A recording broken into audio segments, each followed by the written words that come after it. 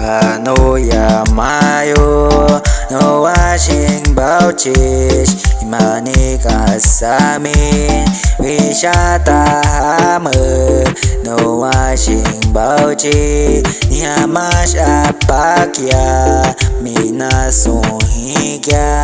Datema umahan kumsanta hamer yatsuhominikya kanaka kumsanta hamer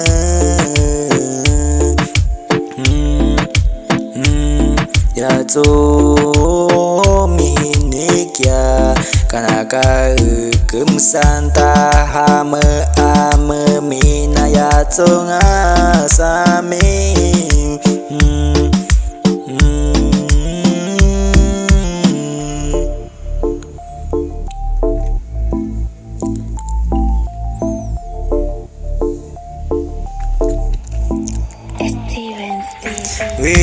Wishaka Datema umahan kumsata hamer mina no waho matik sata hamer mina no waho waha kumya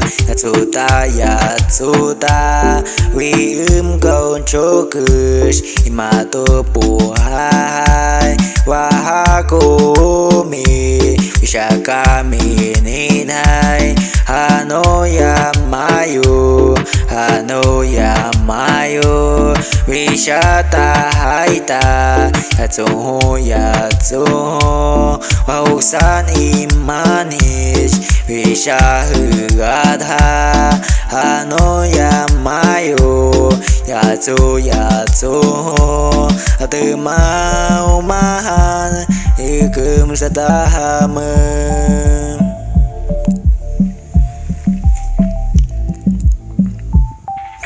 Wain kan kush kumsa imatya Wishani hamchi umahan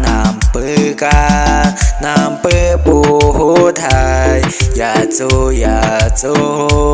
Wishaminahai Yatsu